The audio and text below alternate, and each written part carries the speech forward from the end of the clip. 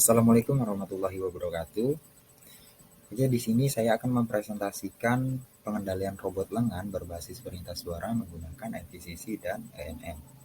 Di mana jurnal ini dibuat oleh Muldayani, Wahyu, Kaidar, dan teman-temannya.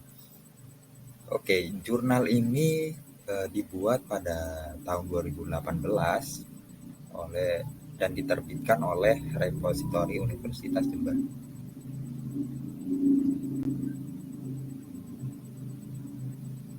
Oke, sebelumnya perkenalkan, nama saya Agil Brambada dengan NIM 20200 120 157.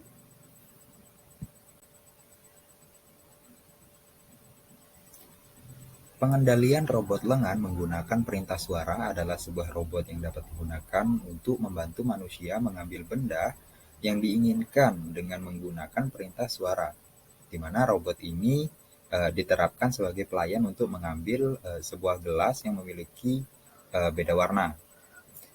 Untuk contohnya, kalau real life sekarang ini dipakai di manufaktur semacam mobil gitu, showroom, di mana kegunaannya adalah membuat mobil untuk memasang kayak puzzle dari body-bodinya tersebut, kayak pintu, kemudian kaca, kemudian ban, mesin, dan lain-lain. Itu menggunakan robot agar lebih efisien ya, lebih teratur gitu, lebih terperhitung dari robot tersebut. Nah, kemudian pengenalan perintah suara proses menggunakan metode MVCC atau Mel Frequency Spectrum Coefficient, di mana fungsinya sendiri adalah mengubah, kayak mentranslatekan bahasa kita, bahasa manusia, kemudian menjadi bahasa yang dimengerti oleh robot tersebut, atau kayak dari suara kemudian dijadikan gelombang, sehingga gelombang tersebut nantinya dapat dihitung oleh efisiensi sehingga menjadi domain yang dimengerti oleh robot. Nah, kemudian untuk pengenalan target di sini menggunakan metode ANN atau Artificial Neural Network, di mana fungsinya adalah metode yang agar robot tersebut dapat mendeteksi benda yang kita inginkan. Kayak misalnya kita menginginkan warna hijau, nanti ANN ini, metodenya ini akan mencari yang mana yang benda yang diinginkan tersebut dari perintah suara tadi. Perintah suara sudah menjadi target yang kita inginkan gitu. Oh, ini ternyata perintahnya suruh ngambil gelas warna hijau. Nanti ANN ini akan mendeteksi targetnya tersebut. Nah, robot lengan, di mana robot lengan ini dilengkapi kamera untuk mendeteksi benda yang akan diambil atau webcam ya di sini. Nah, kemudian pengenalan benda diproses dengan menggunakan metode image processing, kemudian diproses dengan menggunakan metode regresi linear, di mana untuk menentukan letak bendanya. Nah, robot lengan dalam mencari target mampu mengenali benda dengan error persenan sebesar 76%.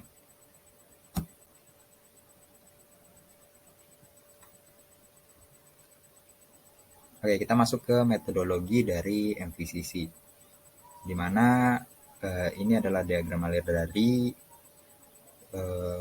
inputan suara kita sebagai manusia yang nantinya ditranslatekan sehingga menjadi domain. Yang pertama adalah inputan suara kita, perintah. Saya ingin mengambil gelas berwarna hijau gitu. Kemudian dideteksilah oleh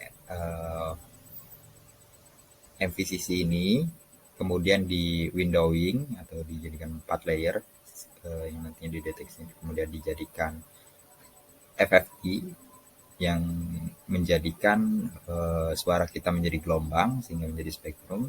Kemudian di Mel Frequency Briefing, kemudian di briefing, habis itu menjadi Mel Spektrum. Nah, dari gelombang eh, gelombang suara gitu, mel frekuensi, kemudian dijadikan kembali menjadi sorry ya, kemudian menjadi domain yang dimengerti oleh robot. Oke, di sini adalah proses untuk mencari n-frame atau sampel ya di sini. Nah, untuk mencari sampel dari gelombang suara kita tadi, itu mencarinya dengan panjang sinyal itu dibagi panjang frame. Frame di sini adalah gelombang sinyal tadi, itu dibagi sehingga menjadilah sampel frame-nya.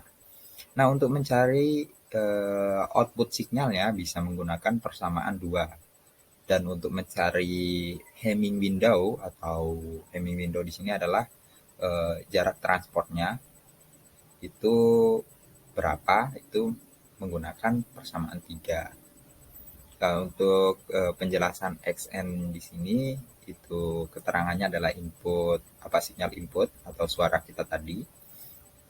Kemudian N-nya ini adalah jumlah sampel tiap frame-nya. Oke, next. Di sini untuk mencari skala mel, skala dari frekuensi, itu bisa menggunakan persamaan berikut atau email sama dengan 2595 itu dikali log 10 dan 1 ditambah F per 700. Kemudian setelah kita dapat skala melnya, lalu kita untuk menjadikan gelombang tersebut menjadi domain, itu menggunakan persamaan 4 berikut atau discrete consonant transform, itu disingkat DCT ya di sini. Nah, itu maka dapatlah output dari langkah terakhir suara tersebut sehingga perintahnya dapat dimengerti oleh robot tersebut. Oke, kita langsung masuk ke pengenalan target benda. Di sini menggunakan metode ANN. Jadi Artificial Neural Network ya. Di mana topologinya di sini adalah inputannya yaitu sebuah target gitu. Targetnya nanti kan masuk ke di layer, itu diseleksi yang mana targetnya gitu. Ini kan dari 10 nih layernya. Ya, mencatat. Nah, kemudian setelah diseleksi menjadi 3 sehingga jadilah outputnya berapa. Outputnya maksudnya outputnya apa gitu. Perintahnya ternyata yang hijau nih. Oh, yang ini targetnya gitu. Ya, untuk lebih jelasnya di sini saya menampilkan pengenalan target benda atau diagram alirnya. Yang pertama adalah mengambil gambar dari benda yang dituju atau target ya. Nah, karena di sini pengujiannya menggunakan webcam, jadi bisa secara real life. Nah, setelah dapat inputannya, kemudian dia menentukan range RGB target. Range di sini adalah titik dari target bendanya yang ingin kita ambil dari robotnya tersebut.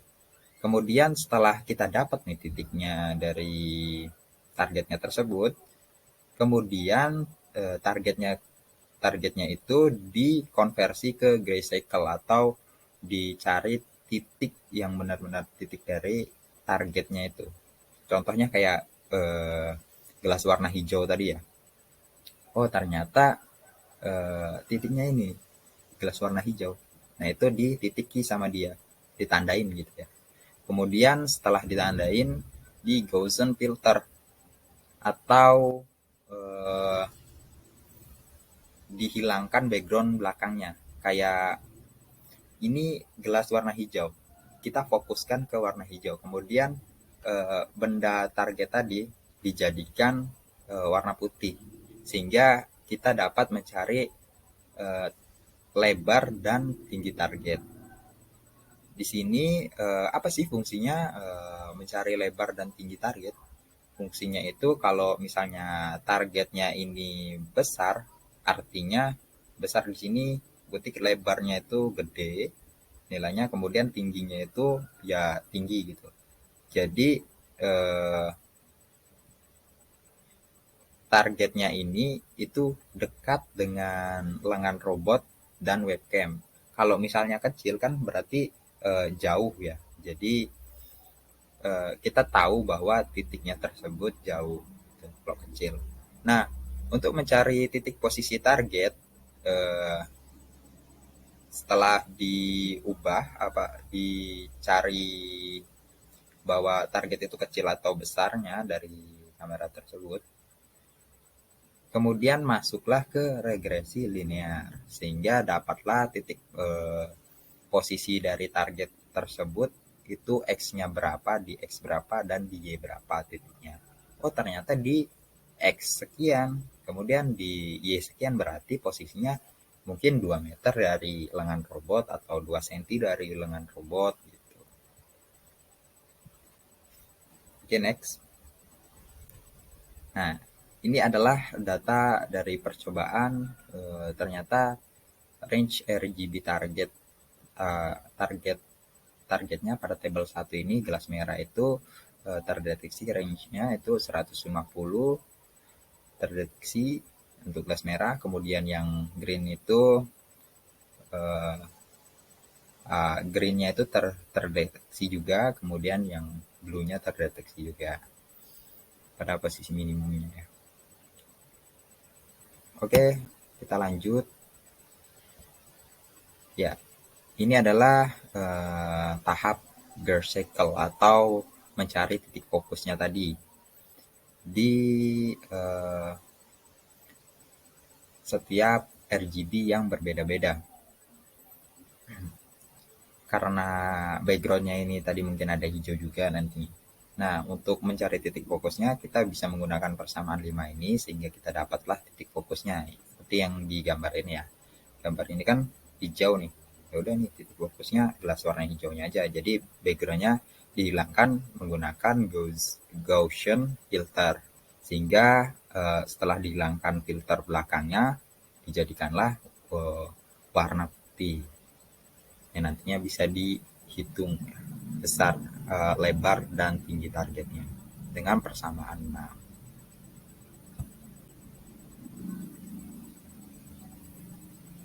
6. Oke, untuk mencari posisi target dalam penelitian ini yang diletakkan secara acak. Nah, kalau misalnya robot yang monoton kayak misalnya dia bergerak di program gerak maju yang maju saja gitu, atau ditaruh gelasnya warna hijau itu harus di tengah, kalau misalnya di sebelah kanan dia nggak terbaca. Nah, dengan persamaan 7 dia dapat menentukan posisi target yang diletakkan secara acak, di mana Y di sini adalah titik posisi target, kemudian X-nya adalah lebar target, A-nya di sini adalah konstanta, dan B-nya di sini adalah koefisien arah regresi linearnya. Sehingga didapatkanlah hasil penelitian sebagai berikut, atau hasil penelitian pengenalan pada perintah suara. Di perintah suara ini gelas berwarna merah dalam dideteksi itu kesalahannya 1, kemudian yang warna hijau kesalahannya 2, yang biru itu kesalahannya 2. Sehingga hasil pengujian yang dilakukan sistem mampu mengenali perintah suara dengan error persen, tingkat keberhasilannya adalah 83,3%.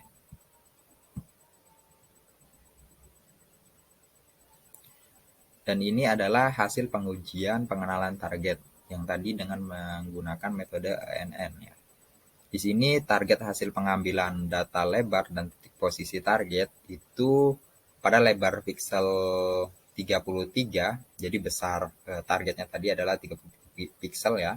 Itu titik posisi targetnya itu di X216, kemudian Y-nya itu adalah 100. Itu untuk regresi linearnya. Jadi posisinya itu di X216 dan Y-nya 100.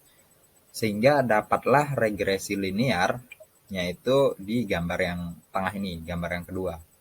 Sebagai berikut. dan posisi robot terhadap targetnya adalah di gambar 3 ini. Jadi, oh ternyata dari webcam ini kan targetnya itu tuh jaraknya mungkin 2 cm gitu dari lengan robotnya. Jadi di posisi X-nya sekian dan Y-nya sekian. Tinggal ambil aja tuh di jarak 2 cm. Nah, hubungan dari lebar dan titik posisi target sehingga menghasilkan persamaan sebagai berikut, atau untuk mencari posisi targetnya dengan persamaan 8.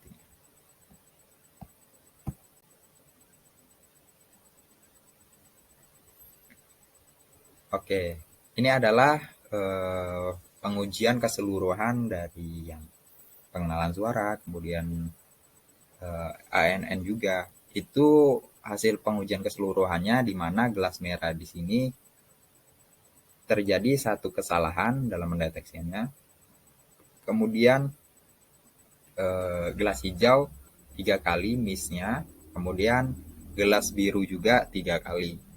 Sehingga persenan untuk yang gelas berwarna merah itu sebesar 90%. Nah, kesalahannya 1 tadi ya. Kemudian gelas hijau sebesar 70% dan gelas biru adalah 70%. Sehingga rata-rata robot lengan menggunakan perintah suara untuk mencari target memiliki tingkat keberhasilan sebesar 76%.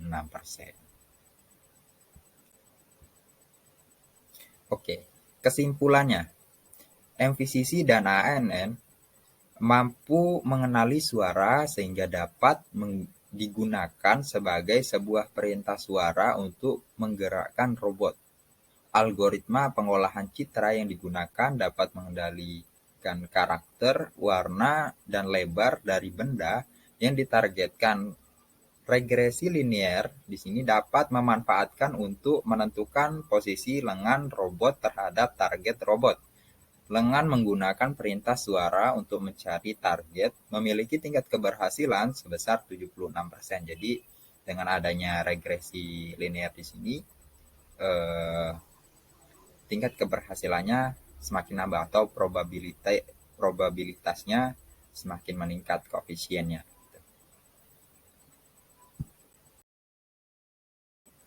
Oke, selanjutnya ini adalah referensi yang dipakai jurnal ini, di mana dia memakai